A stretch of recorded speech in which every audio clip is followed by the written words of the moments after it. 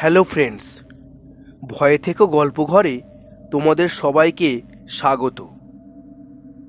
আজ তোমরা শুনতে চলেছ কৃষ্ণ সর্দারের লেখা গল্প তারকতান্ত্রিক ও রক্তবীজ। গল্প পাঠে তারক, রাজন, পদ্মনাভ, শঙ্কর ও মণিলালের চরিত্রে আমি সম্রাট, গিরিশের চরিত্রে কৃষ্ণ। গল্পটি ভালো লেগে থাকলে লাইক, কমেন্ট, শেয়ার এবং সাবস্ক্রাইব অবশ্যই করবে। তাহলে শুরু হচ্ছে তারকতান্ত্রিক ও রক্তবীজ।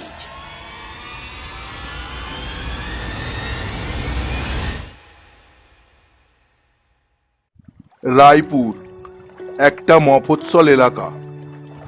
এখানে অনেকগুলো ছোট ছোট গ্রামও আছে। আমি যেই রায়পুরের কথা বলছি তা হলো ডুঙারিয়া রায়পুর। এই রায়পুরের পাশ দিয়ে বয়ে চলেছে হুগলি নদী। রাতে চারিদিকে আলোয় ভরা রাস্তাঘাট দেখতে ভীষণ ভালোই লাগে। তবে কিছুদিন যাবৎ নাকি এখানে এক মানবসুরের উৎপাত শুরু হয়েছে। ঘটনাটা প্রথম থেকেই বলি, আর আপনারা তো আমাকে চেনেনি। আমি আপনাদের তারকতান্ত্রিক।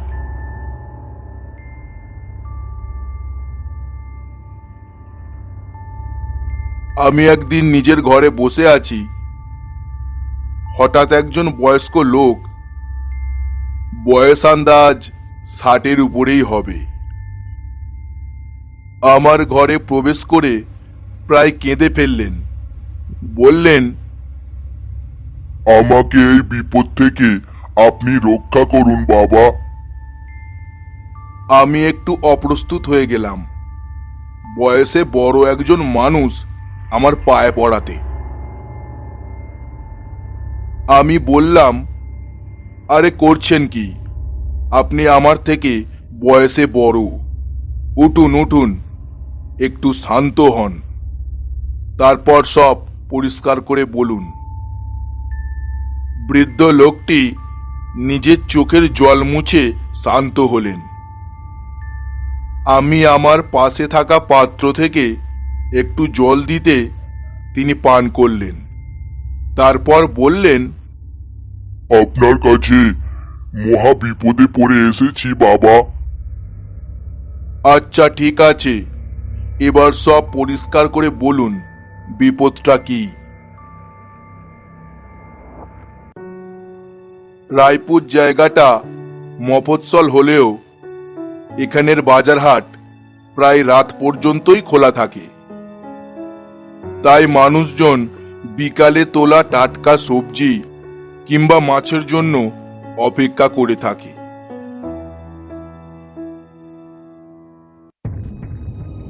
এমনই একজন লোক, নাম মধুকর। লোকটি ছিল মাতাল, বেহিসাবি আর নারীর প্রতি আসক্ত। মধুকর হাতে একটা মাছ ঝুলিয়ে তার বাড়ির দিকে চলেছে। ঠিক এমন সময় তার পিছনে পায়ের শব্দ শুনতে পেয়ে ঘুরে দাঁড়ালো। পিছনে দেখতেই একটু অবাক হলো, তারপর ভয় পেয়ে দৌড়তে শুরু করলো।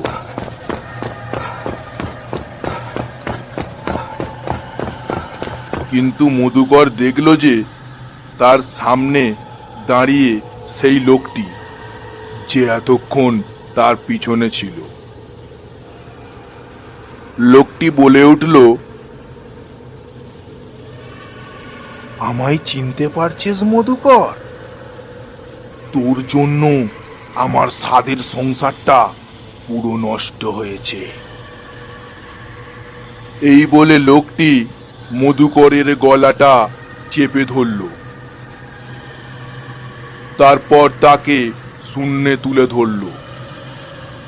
মধুকর ছটপট করছে, নিজেকে বাঁচানোর প্রাণপয় চেষ্টা করছে, কিন্তু পারছে না।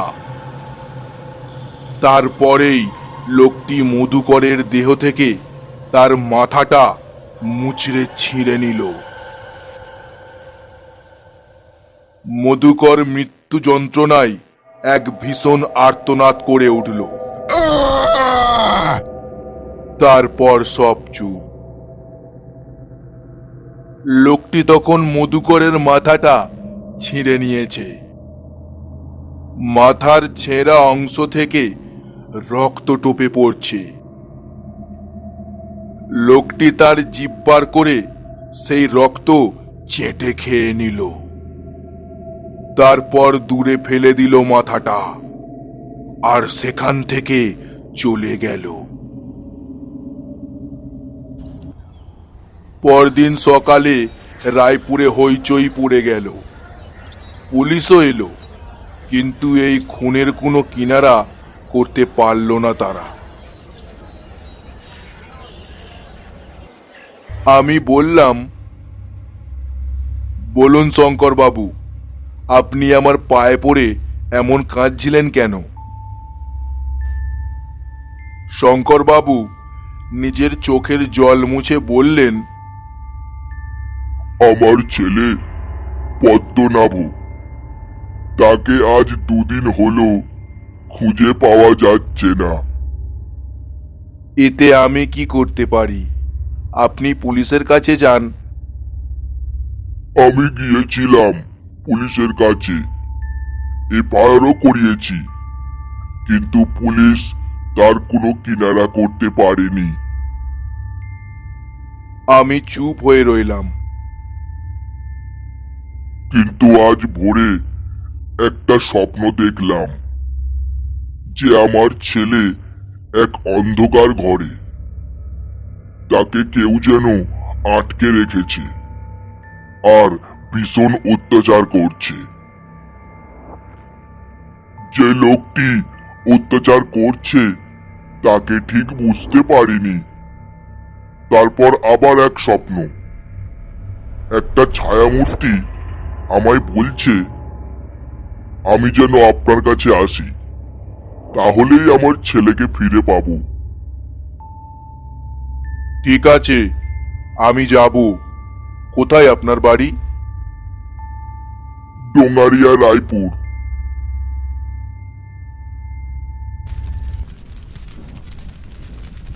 একটি শ্মশান। শ্মশানের এক ধারে এক লোক ধ্যানে রক্তবীজ অসুরের যজ্ঞ করছে, আর রক্তবীজকে আহ্বান করছে। এই যজ্ঞ প্রায় টানা 1 মাস ধরে চালাচ্ছে লোকটি, কিন্তু তবুও রক্তবীজ অসুর তার যজ্ঞে প্রসন্ন হয়নি। এবার লোকটির চোখ দিয়ে অশ্রু ঝরতে শুরু করলো। এবার রক্তবীজ লোকটির এই আকুল আহ্বানে সাড়া না দিয়ে থাকতে পারল না। রক্তবীজ আত্মারূপে লোকটির সামনে এসে দৃশ্যমান হয়ে বলল, চোখ খোল, বল কি চাস, কেন এই আকুল আহ্বান? লোকটি বলল, আমি আপনার থেকে আপনার পাওয়া বর চাই। আমায় কেউ মারতে পারবে না, আর আমায় যদি কেউ মারে তখন যে রক্তের ফোঁটা ভূমিতে পড়বে তার থেকে যেন আরো অনেক আমি সৃষ্টি হই।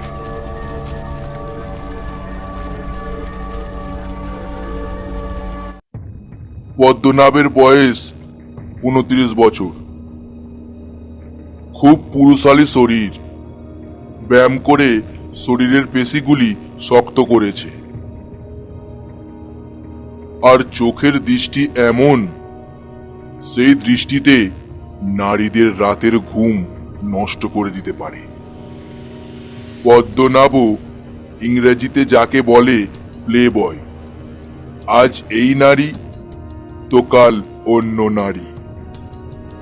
এক কথায় বড়লোকের বকাটে ছেলে। রায়পুরে অনেক অতিথিলয় আছে, তারই একটা ঘর বেশি টাকায় ভাড়া করেছিল নতুন ফাঁসানো মেয়েটিকে নিয়ে যাওয়ার জন্য। পদ্মনাভ এখন সেই বন্য খেলাতেই মত্ত। ঘরের ভিতর রুষার পদ্মনাভের সুখের চিৎকার শোনা যাচ্ছে।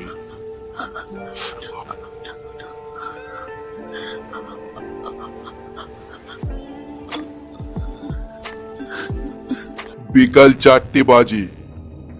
তখন পদ্মনাভ রুষাকে সরাসরি জানিয়ে দিল যে পদ্মনাভ তাকে পছন্দ করে না, শুধু তার শরীরকে ভালোবেসেছিল।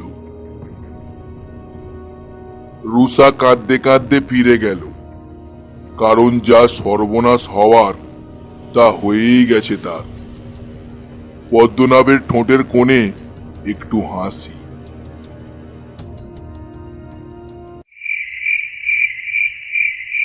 আজ অমাবস্যা, ঘুটঘুটে অন্ধকার।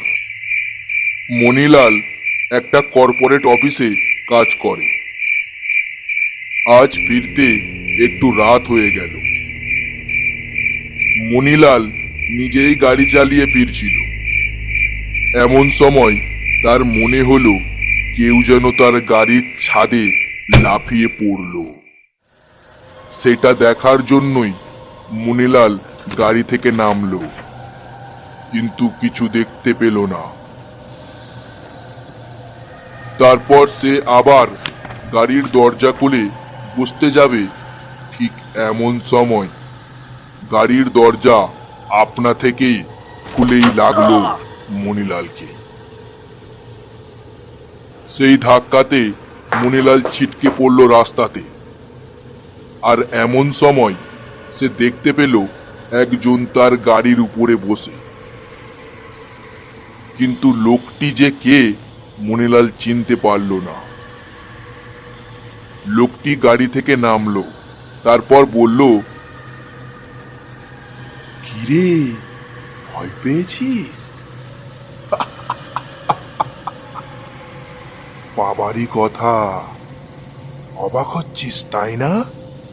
আমি কে? হ্যাঁ, কে তুই? আর আমায় এভাবে মারছিস কেন?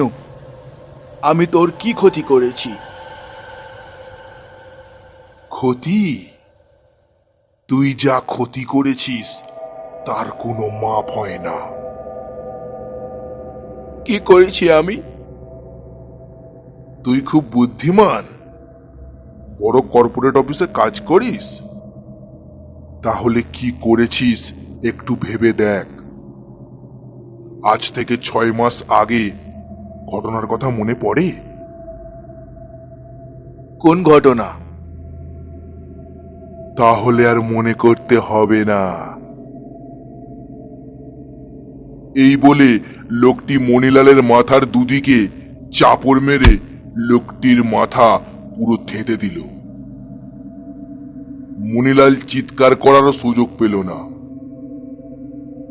তারপর লোকটি সেই রক্ত চেটে খেয়ে সেখান থেকে চলে গেল।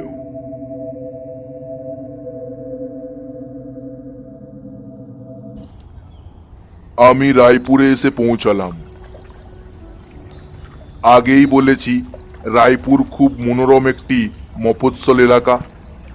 তবে এর আগে আমার কখনো আসা হয়নি এই রায়পুরে। নদী দিয়ে মাছ ধরা নৌকোগুলো জাল ছাড়তে ছাড়তে চলেছে। এ দৃশ্য শহরের লোকেরা বোধ করি খুব কমই দেখেছেন। আমার আসার জন্যই শঙ্করবাবু একটা 4 চাকা গাড়ি পাঠিয়েছিলেন, কিন্তু আমি হলাম সন্ন্যাসী মানুষ, এসব শখের বিলাসী আমি কোনোদিনই ছিলাম না, আর আজও নই। তাই আমি গাড়ির চালককে বলে দিলাম আমি হেঁটেই চলে যাব। চালক আমাকে শঙ্করবাবুর বাড়ির পথ বলে দিয়ে গাড়ি নিয়ে যে পথে এসেছিল সে পথে আবার ফিরে গেল। আমি ধীরে সুস্থে চারপাশটা দেখতে দেখতে হেঁটে চললাম শঙ্করবাবুর বাড়ির দিকে। আমি যখন শঙ্করবাবুর বাড়ির নিকটে এসে দাঁড়ালাম তখন সূর্য প্রায় মাথায় এসে পড়েছে। আমি ধীরে ধীরে বাড়িটার দিকে এগিয়ে গেলাম। বাড়ি তো নয়, যেন মস্ত বড় রাজপ্রাসাদ। আর এই বাড়ির পাশে ছোট ছোট ঘরগুলোকে দেখে মনে হচ্ছিল যেন এক পর্বতের পাশে ছোট ছোট ঢিপি। শঙ্করবাবু আমায় সাদর অভ্যর্থনা জানালো, কিন্তু আমার একটা স্বভাব আছে যে আমি যাদের বা যার সাহায্য করতে যাই আমি তাদের বাড়িতে কখনোই থাকি না, কারণ এটা আমার গুরুদেবের আদেশ। এতে নাকি অমঙ্গল হয়। আমি সেই মতো শঙ্করবাবুকে বললাম, আমি কিন্তু আপনার বাড়িতে থাকবো না। বাড়ির বাইরে যে ছোট্ট মন্দির চাতাল আছে ওখানেই থাকবো। এ কি বলছেন ঠাকুর মশাই, আপনি বাইরে থাকবেন? আগেই বলে রাখি, শঙ্করবাবুকে আমি আপনি বলতে মানা করেছিলাম, তিনি কিন্তু শোনেননি। হয়তো আমায় সম্মান দিতে চাই একটু বেশি। আর তাছাড়া ধনীদের মধ্যে এটা একটু বেশি দেখা যায়। তারা সহজে কাউকে আপন করে নিতে পারে না। তাই আপনি থেকে তুমি আর তুমি থেকে তুয়ে আসতে ঢের সময় লাগে।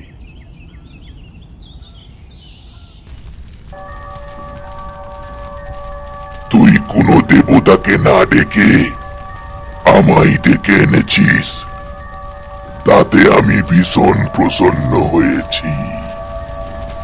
কিন্তু এমন বর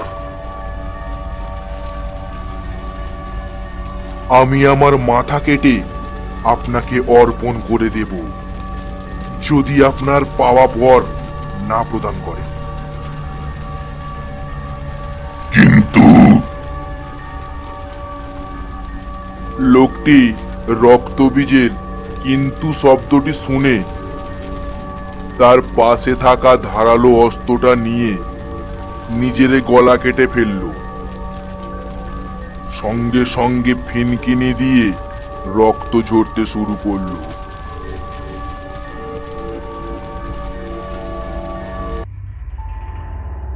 একদিন পদ্মনাভ তার বাবা শঙ্করবাবুর থেকে 1,00,000 টাকা চাইলেন। কারণ কি? কারণ আর কিছুই নয়, তার নতুন একজন মেয়ে বন্ধু হয়েছে, তাই নাকি তার বন্ধুদের খাওয়াতে হবে। বড়লোকের বকাটে ছেলে। তা যাই হোক, মামরা ছেলে, তাই শঙ্করবাবু নিজের ছেলেকে শাসনের পরিবর্তে শুধুই আদর দিয়েছেন। আর কথায় আছে না, বেশি আদর দিলে বাঁদর হয়, এই ছেলে ঠিক তাই। শঙ্করবাবু তার দেরাজ খুললেন। দেরাজের প্রতি থাকে টাকা ভর্তি। সেখান থেকে 100টা 1000 টাকার নোট বার করে ছেলেকে দিলেন। পদ্মনাভ খুশি মনে বাবাকে একবার জড়িয়ে ধরল, আর ওই যে ইংরেজিতে কি বলে না, সেটা বলে চলে গেল। শঙ্করবাবুর কাছে এটুকুই যথেষ্ট। তিনি আর বেশি কিছু চাই না, শুধু চান তার ছেলে যেন সবসময় হাসতে থাকে। পদ্মনাভ টাকা নিয়ে চলে গেল। তারপর বন্ধুদের নিয়ে গেল একটা পরিত্যক্ত স্থানে। সেখানে ভদ্রলোকের ছেলেরা সচরাচর যায় না। সেখান থেকে বেরিয়ে পদ্মনাভ আর তার দুই সঙ্গী মদের দোকানে গেল। মদ পান করতে করতে আর গান গাইতে গাইতে ফিরছে, তীব্র গতিতে গাড়ি চালিয়ে। ঠিক এমন সময় সামনে একটা গাড়ি চলে আসায় নিয়ন্ত্রণ হারিয়ে ধাক্কা মারল পাশের একটা ইটের সারিতে।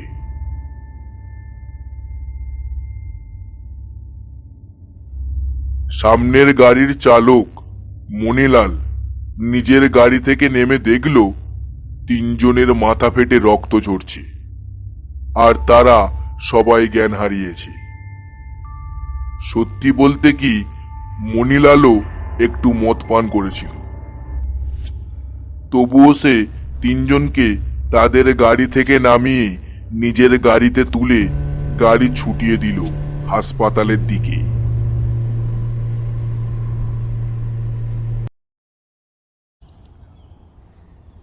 জায়গার নাম বাওয়ালি। বাওয়ালি থেকে রায়পুরের পথ প্রায় 1 ঘন্টা। রাজন সেই রায়পুর থেকে বাওয়ালিতে কাজে আসে। রাজন একজন সাদামাটা সাধারণ ছেলে। বাওয়ালিতে একটা চালের দোকানে কাজ করে। মাইনে বেশি নয়, তবে যতটুকু পায় সেটা তার একজনের চেয়ে অধিক। রাজনের বাবা সেই ছোটবেলায় মারা যায়, যখন রাজনের বয়স ছিল 2 বা 3 বছর। আর তার মা যক্ষা রোগে বিনা চিকিৎসাতে মারা গেছেন 1 বছর হয়েছে। রাজন আজও দোকানে এসেছে, তবে এই সময়টাই সে একটু ছুটি করে, কারণ তাকে একজনের সাথে দেখা করতে হয়। পুষ্প। পুষ্পকে রাজন ভালোবাসে। শুধু রাজন পুষ্পকে নয়, বরং পুষ্পও রাজনকে ভালোবাসে। তাদের সম্পর্ক প্রায় 1 বছর হতে চলল। রাজন বাইরে এসে দাঁড়ালো, পুষ্পও এলো। পুষ্প একটা দর্জির দোকানে কাজ করে, অবশ্যই মেয়েদের দর্জি। পুষ্পকে দেখতে পুষ্পর মতোই। তার ঘন কালো মাথার চুল, ডাগর দুটি চোখে যেন কত হিরে মুক্ত লুকিয়ে আছে। মেধিন ফর্সা, সুন্দর দেহ যেন চাঁদের আলোর মতো ঝোঁকছে। মুখশ্রী এমন, তাতে শত পুরুষ দহন হতে পারে। তবে পুষ্প কথা বলতে পারে না, শুনতে পায়। রাজন পুষ্পর উদ্দেশ্যে বলল, আজ এত তাড়াতাড়ি? পুষ্প ইশারায় জানালো, তোমার সাথে দেখা করার ইচ্ছে হলো তাই। এভাবেই তাদের প্রেম পরিণত পেল বিয়েতে। দুজন দুজনকেই পেয়ে ভীষণ খুশি হলো। কথায় বলে, নারীরাই নাকি নারীদের সবচেয়ে বড় শত্রু। কথাটা কতটা সত্য আমি জানি না, তবে হতেও পারে। রাত 11টা। নীলাশার ঘুম ভেঙে গেল। তার মনে হলো জানালার বাইরে যেন কেউ দাঁড়িয়ে আছে। তার বাইরে যাওয়াটা ভীষণ জরুরি ছিল, কারণটা আর বলে দিতে হয় না।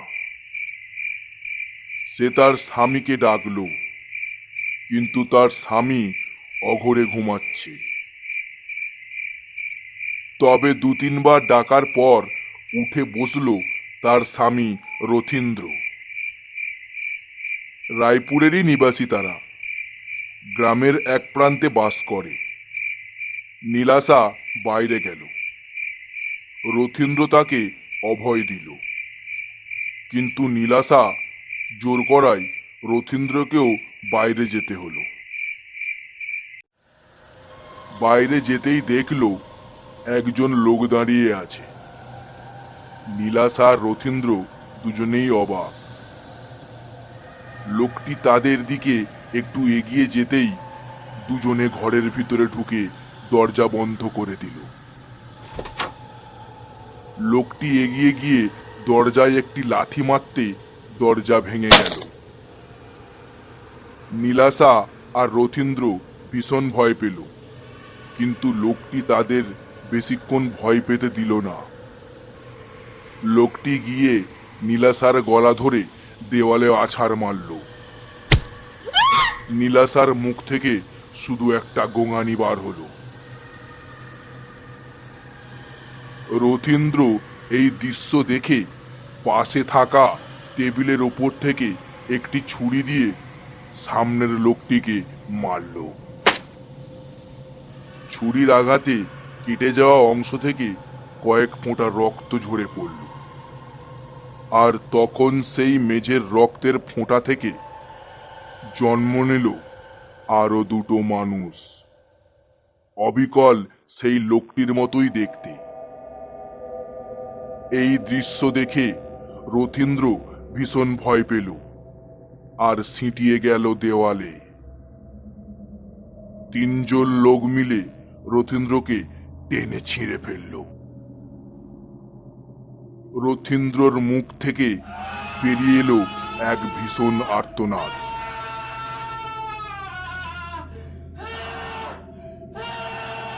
তারপর লোক তিনটি রক্ত চেটে পান করে ফিরে গেল। ঘরের বাইরে বার হতে হতে লোক তিনটে একত্রিত হয়ে আবার একজনে পরিণত হলো।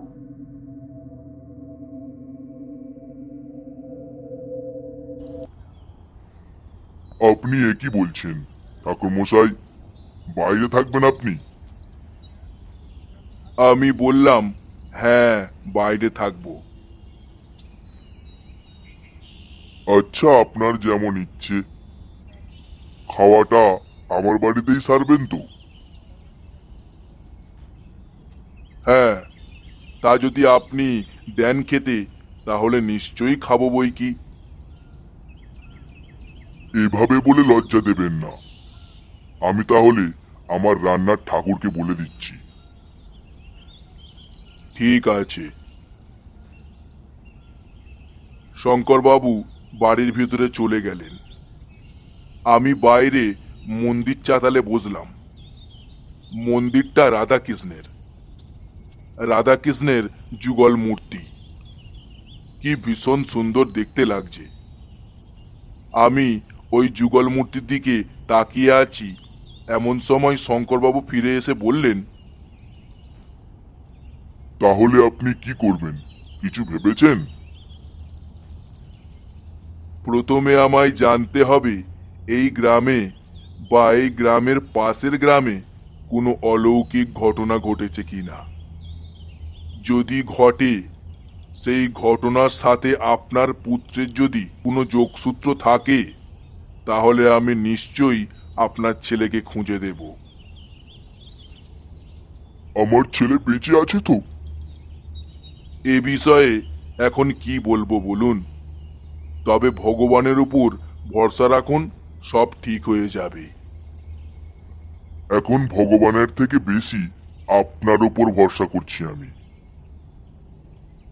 আমি নিজের দুই কানে হাত দিয়ে বললাম, এমন কথা বলবেন না, তাহলে ভগবান কুপিত হবেন।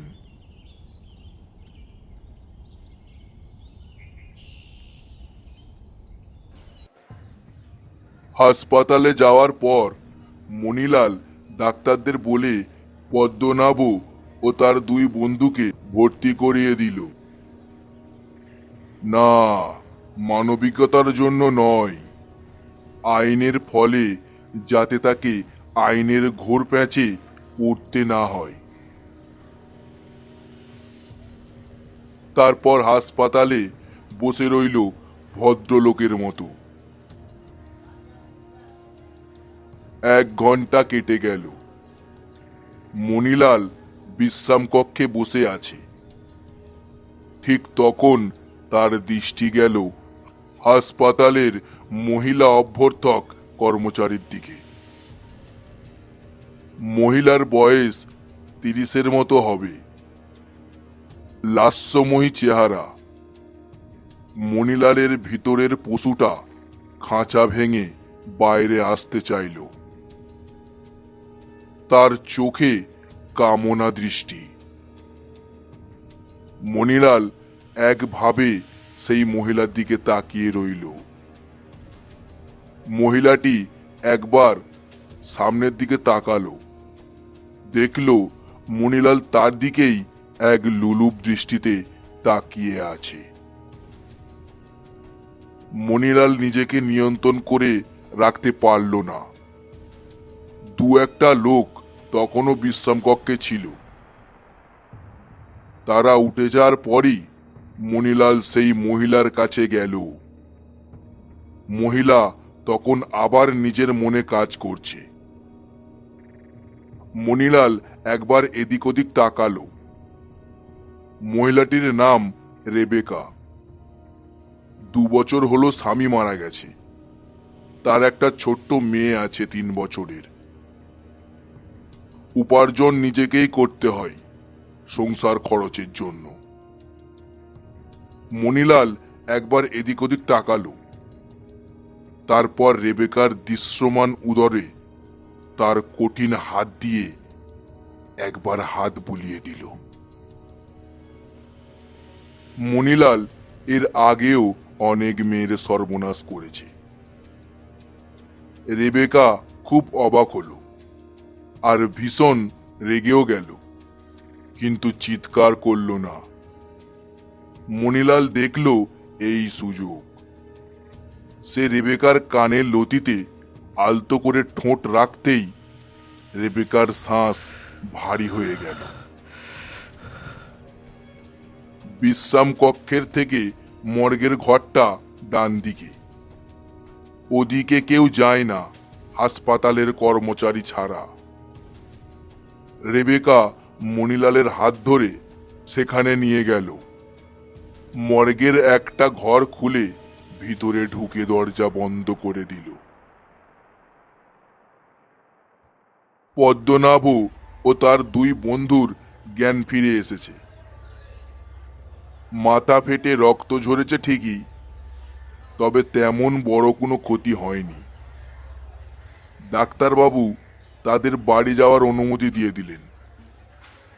তাদেরকে কে এই হাসপাতালে নিয়ে এসেছে জানতে চাওয়ায় ডাক্তারবাবু তাদেরকে মণিলালের নামটা বলল। পদ্মনাভ বলল, থ্যাংক ইউ ডক্টর। আর তিনি কোথায়, মানে মিস্টার মণিলাল? ডাক্তার পদ্মনাভকে বিশ্রাম কক্ষের দিকে যাওয়ার অনুরোধ করল। পদ্মনাভ ও তার 2 বন্ধু সেদিকে গেল, কিন্তু মণিলালকে দেখতে পেল না। তারপর আরেকটু এগিয়ে গেল। তখনই তার কানে এলো হালকা একটা শব্দ। হ্যাঁ, ঠিকই শুনেছে, হালকা একটা পুরুষ কণ্ঠ ও নারী কণ্ঠ আসছে ডান দিক থেকে। পদ্মনাভ এগিয়ে গেল। তখন তার কানে আরো স্পষ্ট হলো শব্দটা। এই শব্দ তার চেনা, সুখের চিৎকার, চরম মুহূর্তের চিৎকার। পদ্মনাভের ঠোঁটের কোণে এক কুটিল হাসি।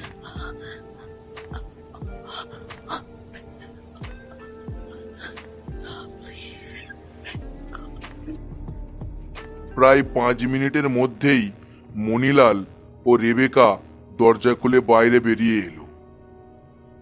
তাদের দুজনের শরীরই ঘর্মাক্ত। মণিলাল একটু অবাক হলো পদ্মনাভকে দেখে।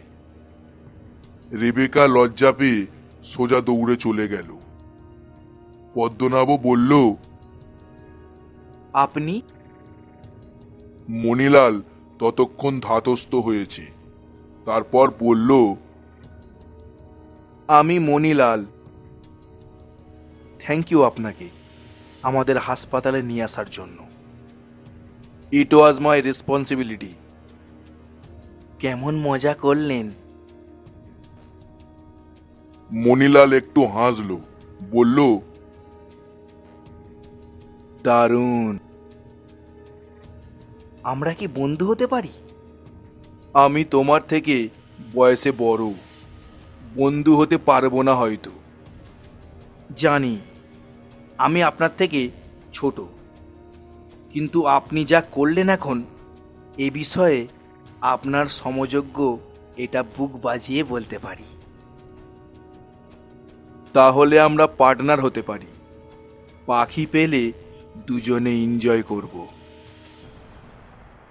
পদ্মনাভও একটু হাসল।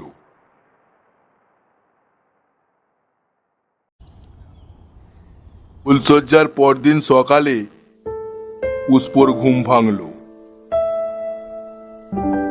সে রাজনের ঘুমন্ত শান্ত মুখটার দিকে এক দৃষ্টিতে তাকিয়ে রইল।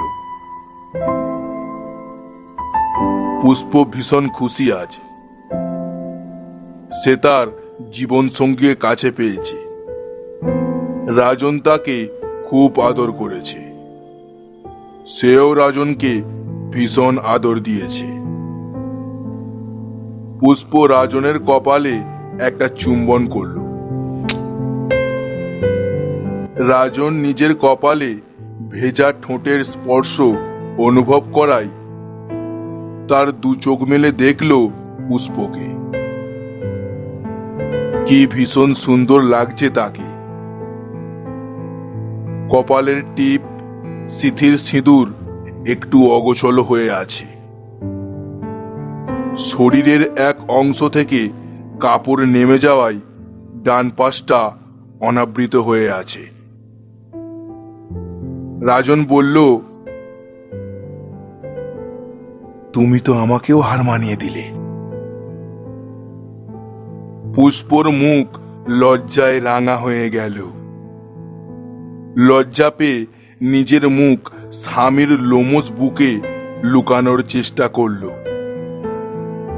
রাজন পুষ্পের মুখটা তুলে ধরে পুষ্পের ভেজা ঠোঁটে নিজের ঠোঁট রাখল। আবার একবার তারা আদিম খেলায় মেতে উঠল।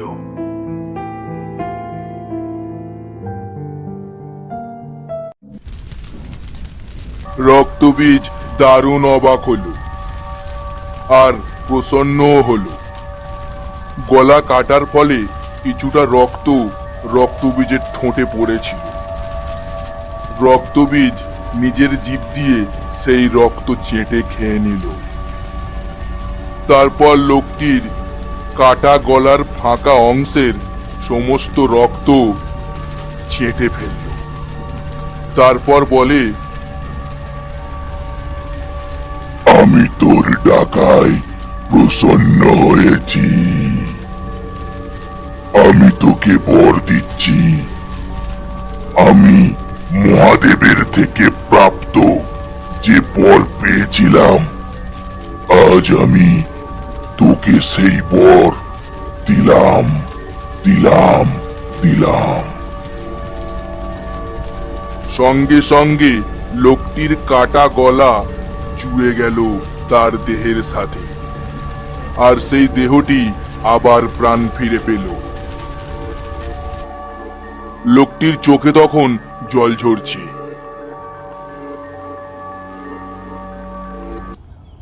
আমি গ্রামটার চারিদিকে ঘুরতে শুরু করলাম। রায়পুরের আশেপাশের গ্রামের তুলনায় এই গ্রামটা অনেক বড়, আর এখানে ধনীদের বাস বেশি। টালির ছাউনি নেই বললেই চলে। আমি গ্রামটার চারপাশে ঘুরে দেখতে শুরু করলাম। বিভিন্ন লোকের থেকে জানার চেষ্টা করলাম গ্রামে কোনো অঘটন বা অলৌকিক কোনো ঘটনা ঘটেছে কিনা। জানতে পারলাম গ্রামের কয়েকজন লোক নাকি খুন হয়েছে, আর খুনগুলো করা হয়েছে নিষ্ঠুরভাবে। দেহ থেকে মাথা ছিঁড়ে নেওয়া হয়েছে। নাম জিজ্ঞাসা করায় জানা গেল প্রথম খুন হয় মধুকর নামে এক গ্রামবাসীর, তারপর মণিলালের, আর তারপর রথীন্দ্র ও তার স্ত্রীর। এই খুনগুলো যে কে করেছে তার কোনো কিনারা করতে পারল না পুলিশ। তবে নাকি সবচেয়ে বেশি হইচই হয়েছিল মণিলাল খুন হওয়ার পর। সে একজন নামী আন্তর্জাতিক কোম্পানিতে কাজ করত, তাই পুলিশ খুব খোঁজাখুঁজি চালিয়েছিল, কিন্তু খুনের কোনো হদিস করতে পারল না। আরো একটু ঘুরলাম গ্রামের চারপাশে। তারপর ক্লান্ত হওয়ার পর নদীর ধারে একটা শ্মশানে গিয়ে বসলাম। শ্মশানের থেকে পবিত্র আর শান্তির স্থান নাকি আর কিছু হয় না। আমি শ্মশানে বসে আছি, এমন সময় আমার কানে একটা শব্দ ভেসে এলো। ভালো করে শোনার পর বুঝলাম কান্নার শব্দ।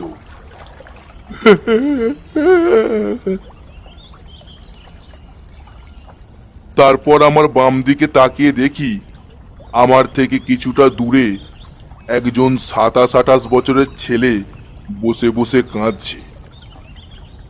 আমি মনে মনে ভাবলাম, আহারে, এই বয়সে প্রিয়জনকে হারালো।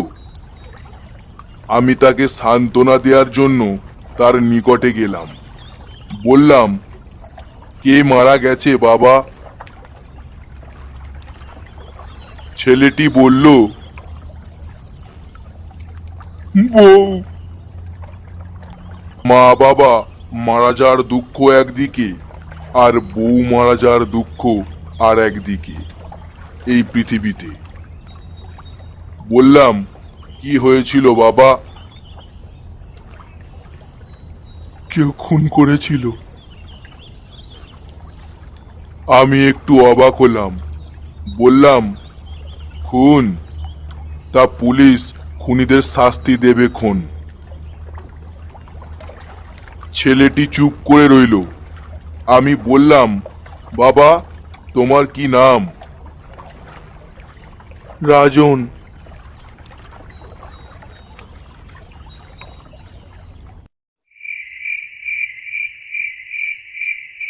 গিরিশ একজন কৃষক। তার খুব খারাপ অবস্থা ছিল, তবে কয়েক মাস আগে রাতারাতি সে যেন বড়লোক হয়ে যায়। যে লোক ভালো করে দুবেলা খেতে পেত না, সে ঘরবাড়ি করে 4 চাকা গাড়ি নিয়ে সেই গাড়ি চালানোর জন্য আবার চালকও রেখেছে। এই মতো অবস্থায় গ্রামের লোকেদের চক্ষু চড়ক গাছ হয়ে গেল, কিন্তু কেউ বুঝতে পারল না কিভাবে এই অসম্ভব সম্ভবে পরিণত হলো।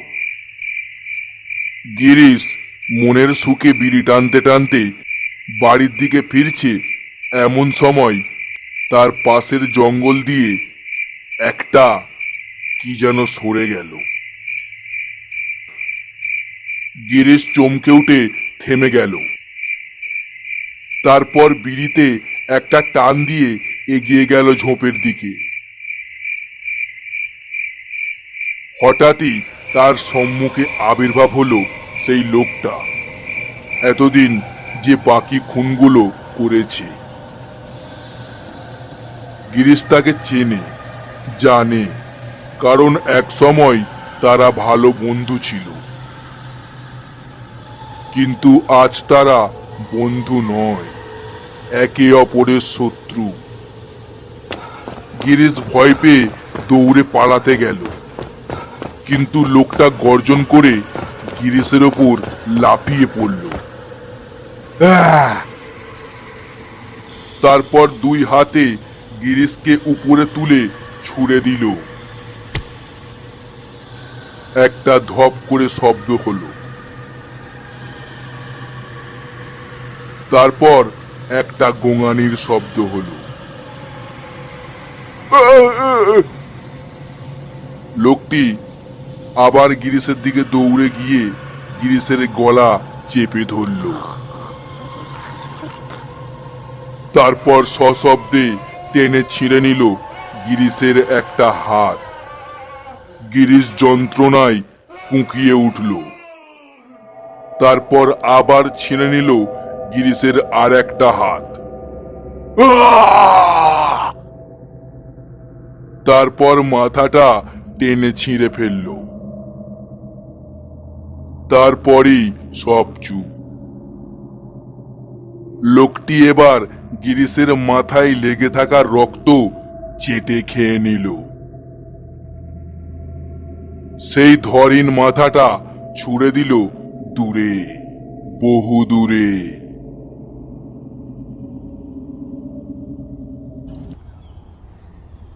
রাজন সকালে উঠে কাজে বেরিয়ে পড়ল। যাওয়ার আগে পুষ্পের কপালে একটা চুম্বন করে গেল। পুষ্পর মুখটা হাসিতে ভরে উঠল। পুষ্প রান্না চাপিয়েছে এমন সময় তাদের পাশের বাড়ির বউ নীলাশা তার কাছে এলো। নীলাশা জানে যে পুষ্প কথা বলতে পারে না, তবু তার সঙ্গে কথা বলার চেষ্টা করল। তবে নীলাশার কথা পুষ্প শুনে বুঝতে পারলেও পুষ্পের ইশারায় বলা কথা নীলাশা কখনো বুঝতে পারছে, কখনো পারছে না। তবে পুষ্প যতটা সম্ভব বোঝানোর চেষ্টা করছে তার কথাগুলো। পুষ্পের সংসার জীবন দারুণই কাটছিল। তবে তার সূর্যের আলোর মতো জলজলে সংসারে এক কালো মেঘ নেমে এলো।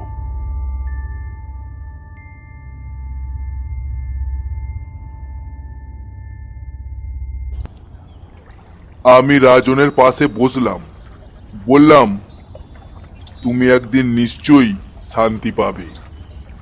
আমি তোমার জন্য প্রার্থনা করব। ঠিক এমন সময় রাজন দাঁতের ওপর দাঁত চেপে বলল, শান্তি শান্তি আমি তখনই পাবো যখন তারা মরবে। কথাগুলো যখন রাজন বলছিল তখন তার চোখের দিকে তাকাতেই আমার বুকটা ক্ষণকালের জন্য কেঁপে উঠল। এ আমি কি দেখছি? এ চোখ যেন সাধারণ মানুষের চোখ নয়। তার চোখের ভিতর দিয়ে যেন আর এক জোড়া চোখ উঁকি মারছে। আর একজনই বাকি আছে। আমি সভয় প্রশ্ন করলাম, কি বললে? কিছু না, এই বলে সে চলে গেল শ্মশানের বাইরে। আমার মনের ভিতর তখন হাজার প্রশ্নের ঢেউ উঠেছে। আমি বুঝতে পারলাম আসলে এই খুনগুলোর পিছনে হয়তো রাজনী আছে। আর ওর চোখে আমি যাকে দেখলাম সে যে অতি ভয়ানক এক অসুর, তাকে আমরা রক্তবীজ নামে জানি। তাহলে কি রাজনী? আমার মাথা গুলিয়ে যাচ্ছে, কি করব বুঝতে পারছি না। এমন সময় আমার সামনে একজন এসে দাঁড়ালো। পদ্মনাভ রায়পুরের এদিকটা খুব একটা আসে না, তবে সরকারি মদের দোকানগুলো আজ বন্ধ, তাই তাকে এদিকটা আসতে হয়েছে। সে গাড়ি থেকে নেমে একটা বেসরকারি মদ দোকানের সামনে গিয়ে দাঁড়ালো। মদের দোকানটি নদীঘাটের থেকে কিছুটা দূরে, তবে দোকানের থেকে নদীর ঘাটের দিকে তাকালে নদীতে কে যাচ্ছে বা না যাচ্ছে তার সম্পূর্ণ দেখা যায়। এক পেটি মদ কিনে যখন গাড়িতে রেখে নদীর ঘাটের দিকে তাকালো, পদ্মনাভ দেখল এক মোহময়ী নারী নদীঘাট থেকে স্নান করে উঠল। তাকে মনে হলো যেন স্বর্গের কোনো অপ্সরা নদীঘাট থেকে উঠে আসছে। মেয়েটির দেহে যৌবন যেন সমুদ্রের ঢেউয়ের মতো উতলা চঞ্চল। মেয়েটি আসলে পুষ্প। পুষ্প কাঁখে কলসি নিয়ে যখন পদ্মনাভের পাশ দিয়ে চলে গেল, তখন পদ্মনাভ যেন পুষ্পের অঙ্গের মাতাল করা সুগন্ধের নেশায় পড়ল। তার মনে হলো এই মেয়েকেই তার চাই। তাই পদ্মনাভ পুষ্পকে অনুসরণ করে গেল। যেমন ভ্রমরা অলির মধুর খোঁজে যায়, পদ্মনাভ পুষ্পের বাড়িটা দেখে নিল। তার কর্মকাণ্ড একজনের চোখে পড়ল, আর তা হলো রথীন্দ্র। রথীন্দ্র কিন্তু কিছু বলল না। এরপর থেকে পদ্মনাভ প্রায় আসতে লাগলো পুষ্পর বাড়ির নিকটে।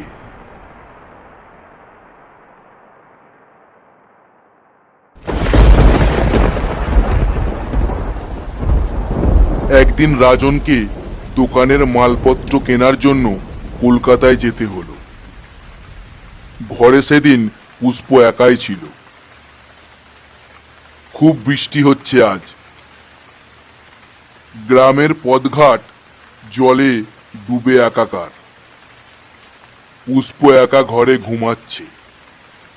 তক্তপোষে এপাশ ওপাশ করার দরুন তার বুক থেকে শাড়িটা সরে গেছে। পদ্মনাভ খোলা জানালা দিয়ে পুষ্পের সুন্দর শরীর যেন দৃষ্টি নিক্ষেপ করে গ্রোগ্রাসে গিলছে। পদ্মনাভ দরজায় টোকা মারল। পুষ্পের তন্দ্রা ছুটে গেল। সে উঠে বুকের কাপড় ঠিক করে তার স্বামী এসেছে ভেবে দরজা খুলতেই অবাক হয়ে গেল। পদ্মনাভের দিকে ইশারায় বোঝাতে চাইল যে সে কে। পদ্মনাভের তখন সেদিকে নজর নেই। তার মনে তখন কামবাসনা দানা বেঁধেছে। পুষ্পকে ঠেলে ঘরে ঢুকিয়ে দিল। তারপর দরজা বন্ধ করে দিল। পুষ্প কাঁদতে শুরু করলো। বারবার ইশারায় বোঝাতে চাইল তাকে ছেড়ে দিতে, কিন্তু পদ্মনাভের তখন ওসব খেয়াল নেই। পুষ্পকে জড়িয়ে ধরল। পুষ্প নিজেকে ছাড়ানোর চেষ্টা করছে বারবার, কিন্তু পারছে না। পদ্মনাভ পুষ্পের ঠোঁটে নিজের ঠোঁট রাখল, আর তখনই পুষ্প সজোরে ঠেলে দিল পদ্মনাভকে। পদ্মনাভ ছিটকে পড়ল ঘরের এক পাশে। পুষ্প সেই সুযোগে দৌড়ে গিয়ে দরজা খুলে বাইরে চলে গেল। হাঁপাতে হাঁপাতে দৌড়ে গেল নীলাশার বাড়ির দিকে। গিয়ে জোরে জোরে দরজা ধাক্কা দিতে শুরু করলো। রথীন্দ্র ও নীলাশা দরজা খুলে বাইরে এলো। তারা জানতে চাইবে যে কি হয়েছে। এমন সময় তার আগেই পদ্মনাভ পুষ্পের পিছনে ধেয়ে আসলো। রথীন্দ্র আর নীলাশার ব্যাপারটা বুঝতে বাকি রইল না।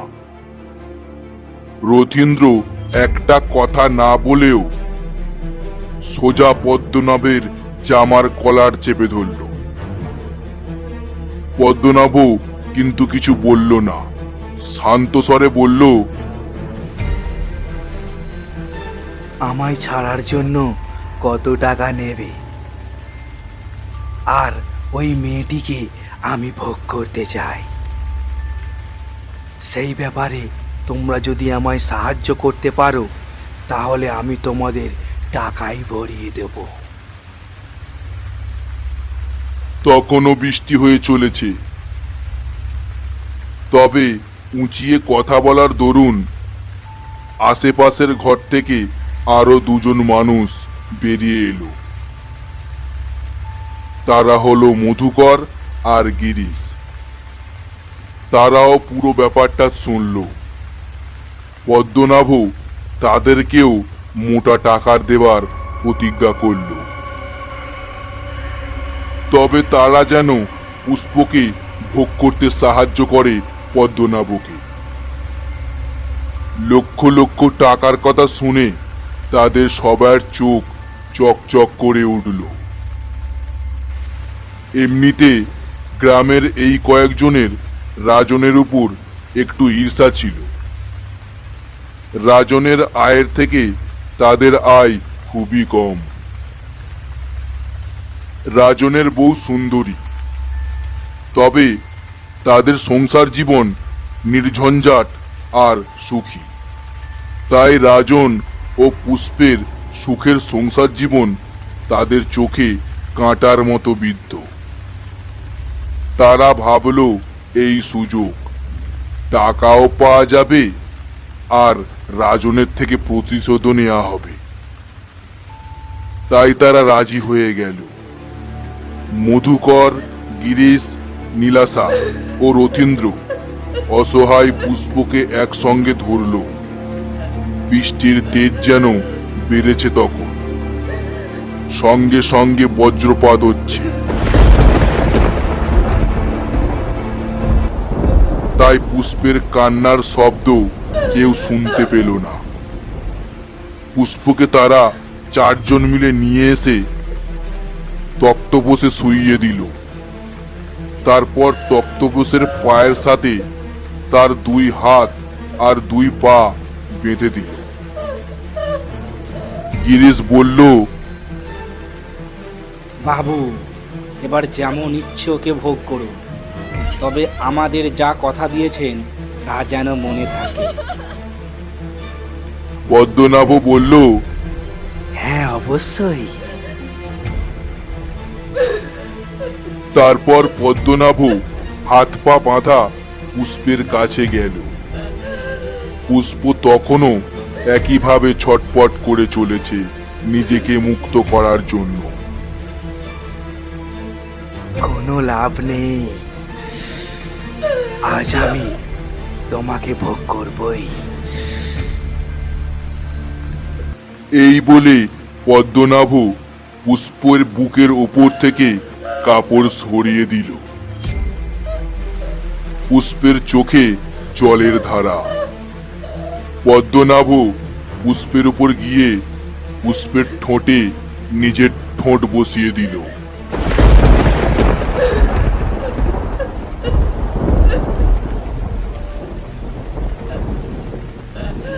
অনেকটা সময় কেটে গেল। পদ্মনাভ বিছানার এক পাশে বসে, তার চোখে মুখে একটা নোংরা হাসি। তার দেহে কোনো পোশাক নেই, ঠিক তেমনি পুষ্প বিবস্ত্র। তার দু চোখ দিয়ে অশ্রু ঝরেই চলেছে। পদ্মনাভ পুষ্পের কাপড় জামা তার দিকে ছুঁড়ে দিয়ে দরজা খুলে বাইরে এলো। বলল, এত সুন্দরীকে এত কাছে পেয়ে হাতছাড়া করবে? যাও যাও, তোমরাও চেখে দেখো কতটা মিষ্টি খেতে এই পুষ্পের মধু। গিরিশের আর মধুকরের চোখ চকচক করে উঠল। এমন সময় পদ্মনাভের একটা কথা মনে পড়ল। মণিলালকে তো ডাকা হয়নি, তাই সে মণিলালকে একটা কল করে চলে আসতে বলল। মণিলালও 15 মিনিটের মধ্যে এসে হাজির হলো। তারপর পদ্মনাভকে জিজ্ঞাসা করলো, কোথায় মালটা? ঘরের ভিতরে। যাও যাও, এনজয় করো, খাসা মাল। তারপর একে একে মণিলাল, মধুকর, গিরিশ পুষ্পকে ছিঁড়ে খেতে লাগলো। নীলাশা আর রথীন্দ্র চুপ করে দাঁড়িয়ে রইল এক পাশে। সবই তো হলো, এবার যদি মেয়েটা সব কথা বলে দেয় সবাইকে। কথা বলতে পারে না, বুঝতে পারোনি খেলার সময়? কিন্তু লিখতে তো পারে। সেটা তো ভেবে দেখিনি। তবে একটা জিনিস ভালো হয়েছে। কি বলো তো? মেয়েটি আমাদের চেনে না, জানে না, কিন্তু এদের সকলকে ভালো করে চেনে। বাকিটা ওরা বুঝেনি। পদ্মনাভ একটু ক্রূর হাসলো, বলল, এই না হলে আমার ফুর্তি করার পার্টনার। তারপর বাকিদের উদ্দেশ্যে বলল, তোমরা আগামীকালই টাকা পেয়ে যাবে, কিন্তু দেখো আবার হাজতে না যেতে হয়। গিরিশ তখন একটা প্রস্তাব রাখলো যে তারা পুষ্পকে খুন করবে। প্রথমে সবাই চমকে উঠল, কিন্তু পরে রাজি হয়ে গেল। তবে খুনটা কে করবে এই নিয়ে নীলাশা, রথীন্দ্র, গিরিশ আর মধুকরের সঙ্গে যখন বচসা লেগেছে, তখন মণিলাল বলে উঠল, যেহেতু বুদ্ধিটা গিরিশ দিয়েছে, তাই খুনটা গিরিশই করবে। আর ভেবো না, এর জন্য তুমি টাকাও বেশি পাবে। গিরিশের মুখে হাসি ফুটে উঠল। সে চাষি মানুষ, চাষ করে, একটা কাস্তে সব সময় থাকে তার কাছে। সেটা দিয়ে পুষ্পকে মারার ব্যবস্থা করলো তারা। তারা সবাই মিলে একসঙ্গে আবার পুষ্পের ঘরে ঢুকলো। পদ্মনাভ আরো একবার পুষ্পের সাথে সঙ্গম করে তার মনের বাসনা তৃপ্ত করল। মণিলাল বলল, তুমি পারো বটে। ইচ্ছে করছে ওকে আমার কাছে রেখে দিই, কিন্তু কোনো উপায় নেই। পুষ্প তখন এদের মতলব বুঝে ছটপট করছে। মণিলাল বলল, কষ্ট হচ্ছে? আচ্ছা ঠিক আছে, তোমার কষ্ট হচ্ছে, এক্ষুনি তোমায় মুক্ত করে দিচ্ছি। গিরিশ, ওকে ওর কষ্ট থেকে মুক্ত করে দাও। গিরিশ পুষ্পের বুকের ওপর বসে ধারালো কাস্তে দিয়ে পুষ্পের গলার নলি কাটতে শুরু করলো, যেন কোনো ছাগল জবাই করছে এইভাবে। যন্ত্রণায় পুষ্পের মুখ থেকে তখন গোঙানি বের হচ্ছে। গলার থেকে ফিনকিনে দিয়ে রক্ত বার হয়ে গিরিশের মুখে ভর্তি হয়ে গেল। পদ্মনাভ বলল, গিরিশ, ছেড়ে দাও, এবার নিজে থেকেই মরে যাবে। তারপর তারা পুষ্পকে ওভাবে ফেলে রেখে দরজা বন্ধ করে চলে গেল। পুষ্পের চোখের কোণ দিয়ে তখনও অশ্রু গড়িয়ে পড়ছে। আর তার স্বামী রাজনের কথা ভাবছে।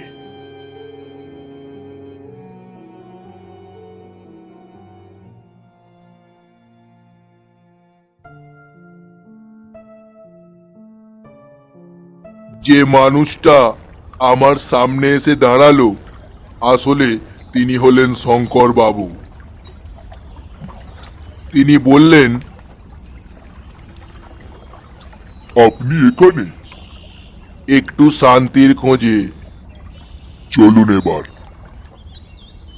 হ্যাঁ, যাচ্ছি। তারপর আমি আর শঙ্করবাবু বাড়ির পথে ফিরলাম। বাড়ির দিকে যাওয়ার সময় সেই রাজন বলে ছেলেটিকে আবার দেখলাম। ছেলেটি একবার আমার দিকে তাকালো। তার চোখের দিকে তাকিয়ে আমার কেন জানি না মনে হলো সে শঙ্করবাবুর দিকে তাকিয়ে আছেন। শঙ্করবাবু একটু ধীরেই হাঁটছিলেন। আমি তাকে একটু তাড়াতাড়ি হাঁটার জন্য বললাম। তিনি আমার কথা রাখলেনও। হঠাৎ কেন জানি না আকাশে কালো মেঘ করে এসে সামনের চারপাশটা ভীষণ অন্ধকার করে দিল। শঙ্করবাবুও অবাক হয়েছেন। সামনের পথঘাট কিছু দেখা যাচ্ছে না। ঠিক এমন সময় অন্ধকারের বুক চিরে একটা গুরুগম্ভীর শব্দ কানে ভেসে এলো। কেউ বলে উঠল, তুই মরবি শঙ্কর, মরবি। নিজের ছেলেকে মানুষ করতে পারিস না, ঠিক আছে, কিন্তু যখন সে কুকর্ম করে তখন তাকে সমর্থন করে আরো অপরাধ করার জন্য উদ্বুদ্ধ করে দিস। তুই অপরাধের সঙ্গে সঙ্গ দিয়ে অপরাধী হয়েছিস। তোর বেঁচে থাকার কোনো অধিকার নেই। আজ তোকে মারব, আর আগামীকাল তোর ছেলেকে। আমি চিৎকার করে বলে উঠলাম, কে তুই? আমার সামনে আয়, আমি তারকতান্ত্রিক, তোকে ভস্ম করে দেব। আমার এহেন কথা শুনে আবার সে বলে উঠল, হা হা হা হা হা, ভস্ম? আর আমায়? কেউ পারবে না, এমনকি তোর গুরুদেবও না, আর কোনো দেবদেবীও না। আমি সভয়ে জিজ্ঞাসা করলাম, কে তুই? অন্ধকারের বুক চিরে আবার কথা ভেসে এলো, আমি হলাম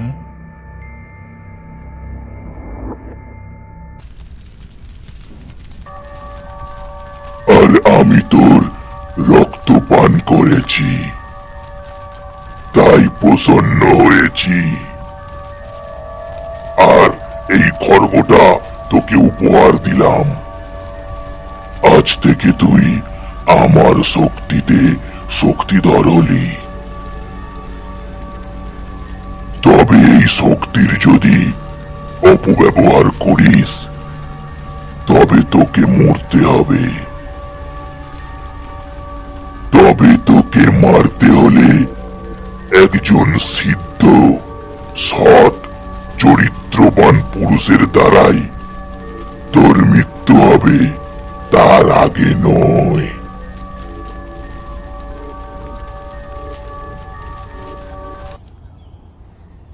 কলকাতা থেকে বাড়ি এসে রাজন দেখে যে ঘরের দরজা বন্ধ।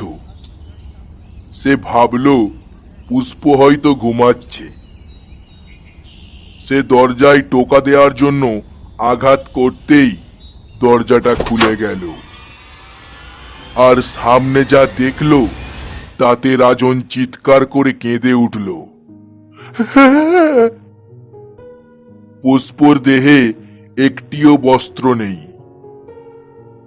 তার ঘাড় একদিকে হেলে পড়েছে। গলার কাটা অংশে তখন রক্ত জমাট বেঁধেছে। এই পুষ্প, তোমার কি হয়েছে? কথা বলো আমার সাথে, কথা বলো। আমি যদি কোনো ভুল করে থাকি আমায় শাস্তি দাও, কিন্তু ছেড়ে যেও না পুষ্প। কে এমন কাজ করেছে পুষ্প কে এমন কাজ করেছে বলো আমায়, তাদের কাউকে আমি ছাড়বো না, সব কটাকে শেষ করব। পুষ্প, তোমাকে ছেড়ে যাওয়া আমার উচিত হয়নি। আমি কাকে নিয়ে বাঁচবো? কে আমায় ভালোবাসবে?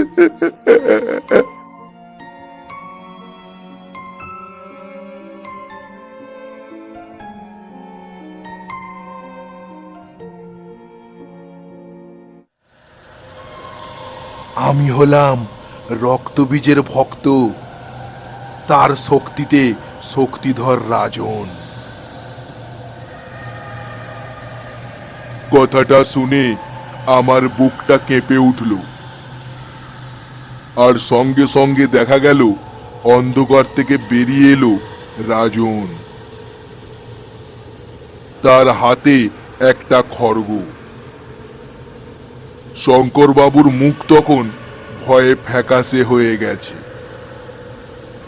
আমি বললাম, রাজন, তুমি শঙ্করবাবুকে কেন মারতে চাও? ওনাকেই জিজ্ঞাসা করো। শঙ্করবাবু যতটা সম্ভব পরিষ্কার করে আমায় সমস্ত কথা বললেন। সব শুনে আমারও ভীষণ দুঃখ হলো, কিন্তু আমি একজন সৎ ব্রাহ্মণ, আমার সামনে আমি কাউকে মরতে দিতে পারি না। শোনো রাজন, তোমার যতই ক্ষতি হোক না কেন, তুমি কাউকে হত্যা করতে পারো না। এর শাস্তি ওনাকে আর ওনার ছেলেকে আইন দেবে। হা হা হা হা হা। আইন? এখন আইন কানুন বলে কিছু হয় না। যার যত টাকা, আইন কানুন, পুলিশ এখন তাদের পকেটে। আর তুমি কি ভাবছো আমি আইনের পথ ধরিনি? সব করেছিলাম, বরং তাতে আমাকেই দোষী হতে হয়েছে। ভগবানে বিশ্বাস ছিল, ভক্তি ছিল, কিন্তু কোথায় সেই ভগবান? সে তো আমার সাহায্য করল না। তাই আমি অসুরের সাহায্য নিলাম, আর তিনি সহায় হলেন আমার ওপর। এখন আমি শঙ্করকে ছাড়ব না। এই বলে রাজন শঙ্করবাবুকে মারতে উদ্ধত হল। আমি তখনই রাজনের সামনে গিয়ে দাঁড়ালাম। তুমি সামনে থেকে সরে যাও, না হলে তোমাকেও মারতে বাধ্য হব আমি। আমি বললাম, শঙ্করবাবু, আপনি পালান, আমি রাজনকে আটকানোর চেষ্টা করছি। আমার কথা মতো শঙ্করবাবু দৌড়ে চললেন তার বাড়ির উদ্দেশ্যে। ঠিক এমন সময় রাজন তার খড়গ হাতে ছুটে গেল শঙ্করবাবুর পিছনে। আমি তখনই রাজনের বাম হাতটা চেপে ধরলাম। কি দানবিক শক্তি তার দেহে! আমায় নিয়ে সে দৌড়তে লাগলো। আমি আমার সমস্ত জোর দিয়ে রাজনের খড়গটা কেড়ে নিয়ে চালিয়ে দিলাম তার দেহের দিকে। আর তখনই আঘাত লেগে কাটা অংশ থেকে রক্ত ঝরে পড়ল ভূমিতে। সেই রক্ত থেকে সৃষ্টি হলো আরও রাজনের মতোই দেখতে হুবহু মানুষ।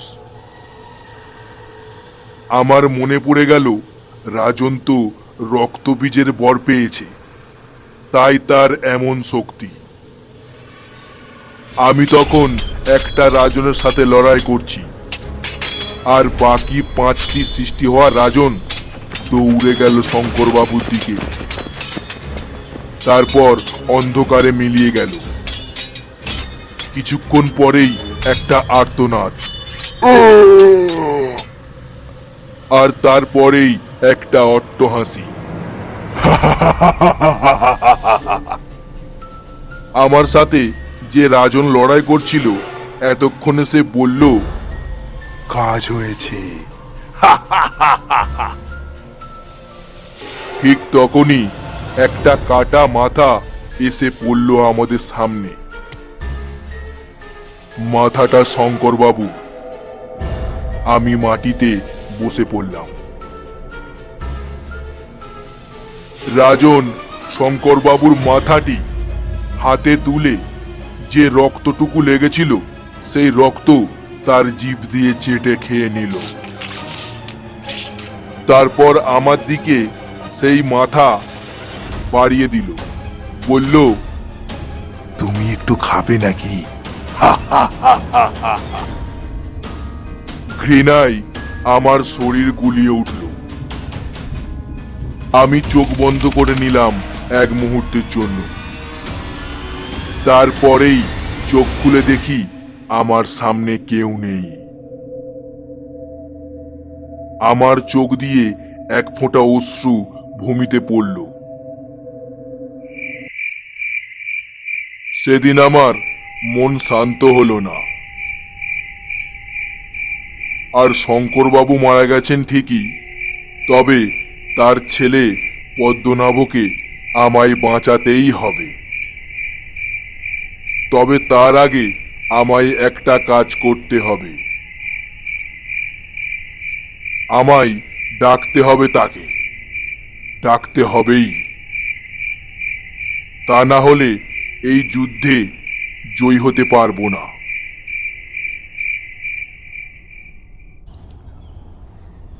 আজ রাতেই আমাকে ধ্যানে বসতে হবে।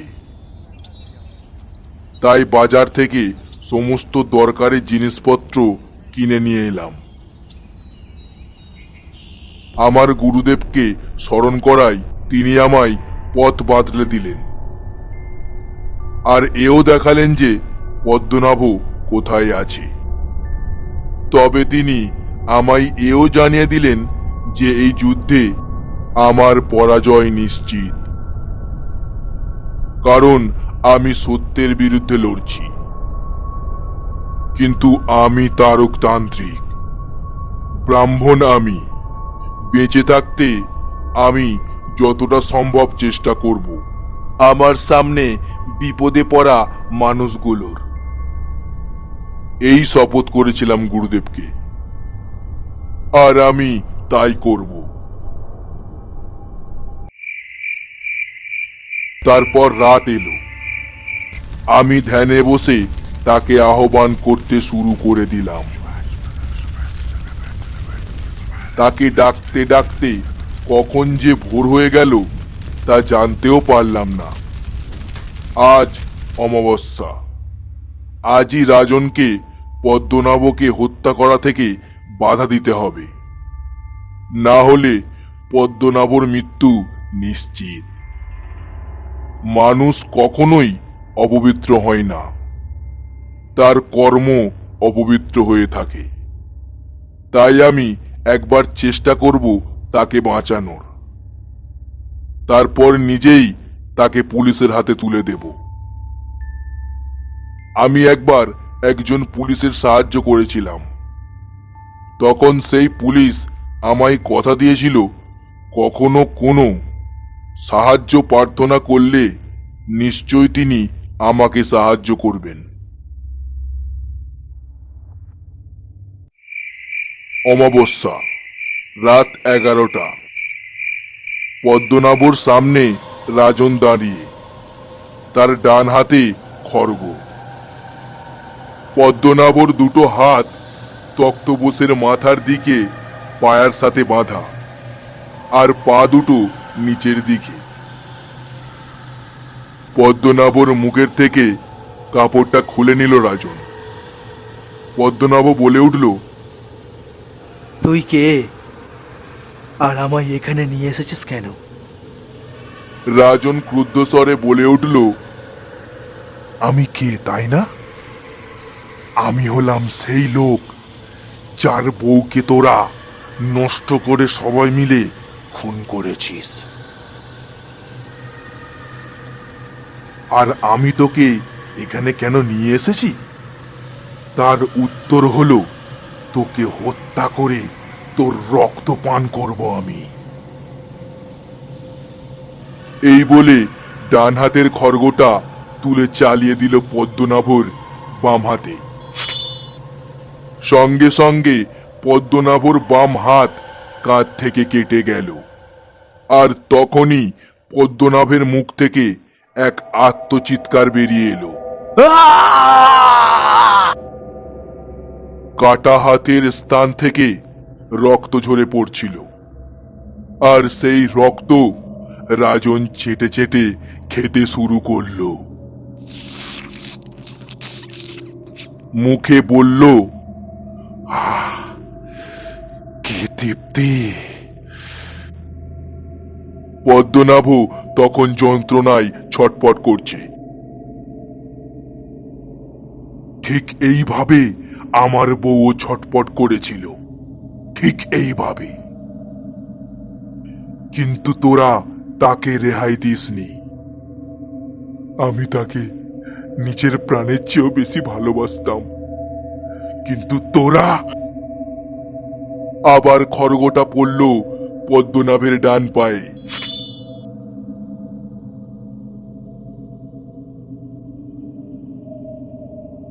সঙ্গে সঙ্গে আকাশ বিদারক চিৎকার। রাজন সেই কাটা পা হাতে তুলে রক্ত খেতে শুরু করলো।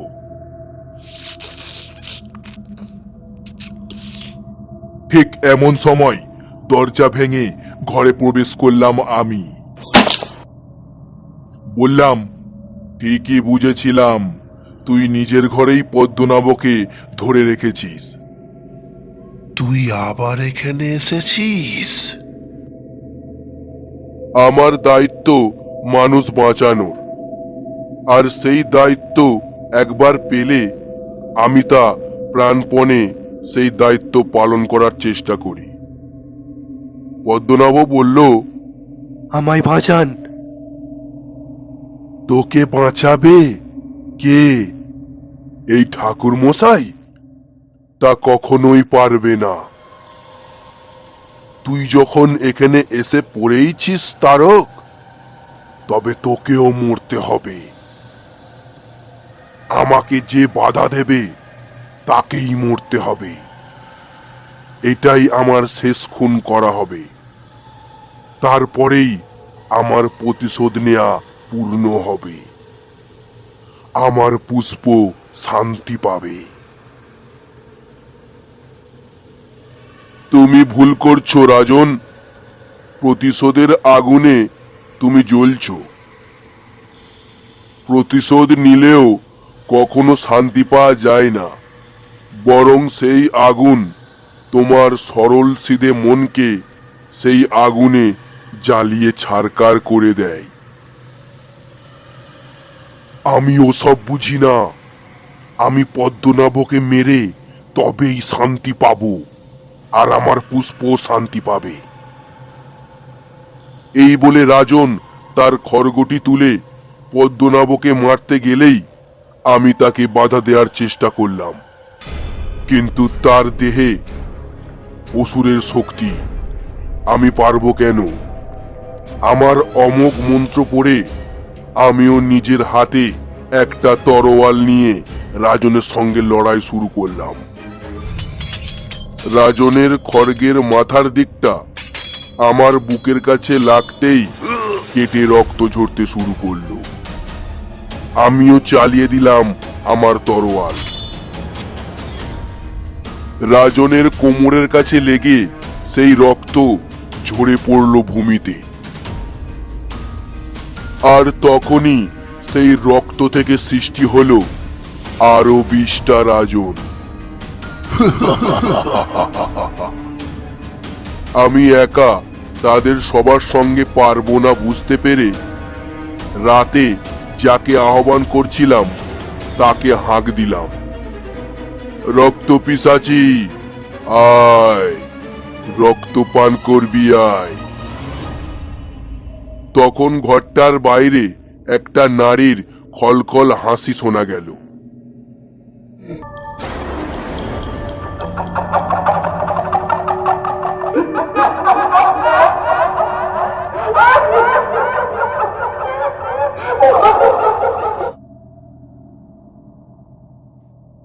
আর সেই সঙ্গে শোনা গেল শিয়ালের ডাক। ঘরটার দেওয়াল বাইরে দিকে ভেঙে পড়ল। গ্রামটাকে যেন এক জমাট অন্ধকার ঢেকে রেখেছে। যত রক্তের ফোঁটা ভূমিতে পড়ছে, ততই নতুন নতুন রাজনের সৃষ্টি হচ্ছে।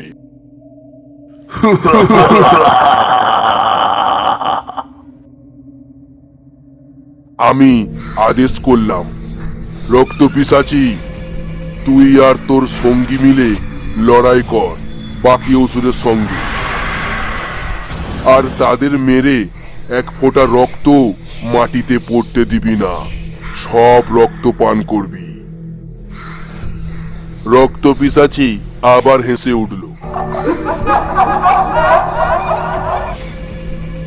যেন সে মহা আনন্দ পেয়েছে। তারপরেই এক অবিশ্বাস্য লড়াই শুরু হলো। পদ্মনাভ তখনও ঘরে বাঁধা সেই তক্তপোষে। তার একটা হাত ও একটা পা থেকে রক্তক্ষরণ হয়েই চলেছে, তাই সে ধীরে ধীরে নেতিয়ে পড়ছে।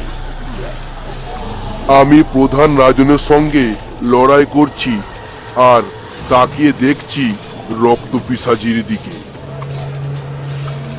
তার হাতের দীর্ঘকায় নখ দিয়ে বাকি রাজনকে মারছে, আর রক্তের ফোঁটা মাটিতে পড়ার আগেই তার লম্বা লাল টকটকে জিভ দিয়ে খেয়ে ফেলছে।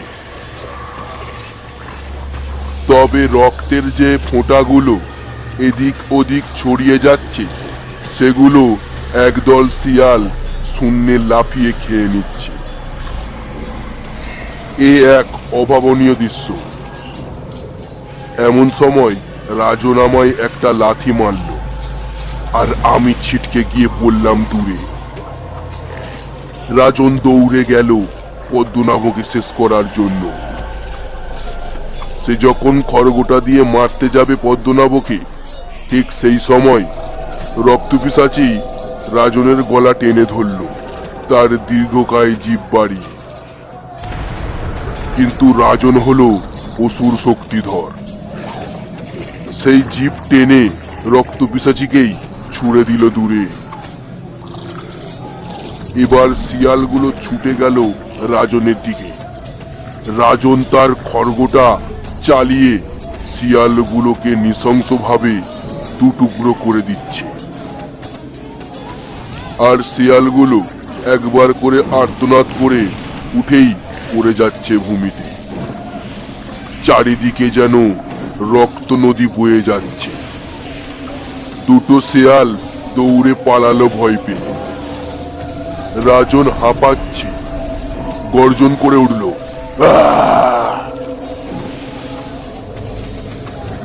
পদ্মনাভ, আজই এসেছে সময় প্রতিশোধের। এই বলে খড়গোটা চালিয়ে দিল, আর সঙ্গে সঙ্গে পদ্মনাভর মাথাটা কেটে পড়ল মাটিতে। তারপর রাজন এক হাসিতে ফেটে পড়ল। পুষ্প, আমি প্রতিশোধ নিয়েছি তোমার খুনের, আমি প্রতিশোধ নিয়েছি। আমি মাটিতে বসে পড়লাম। আমি প্রতিশোধ নিয়েছি। তবে তোর প্রশংসা করতে হবে তারক, তুই অনেক লড়েছিস। যা এবার বাড়ি যা, আর কোনো হত্যা এই গ্রামে হবে না। আমি তখন ক্লান্ত। আমার দেহের অনেক স্থান থেকে রক্ত ঝরে পড়ছে। যদি কখনো কোথাও আমার প্রয়োজন হয়, আমায় ডাকিস, আমি নিশ্চয়ই তোকে সাহায্য করব। এই বলে রাজন অন্ধকারে মিলিয়ে গেল। এটাই ছিল আমার জীবনের প্রথম পরাজয়।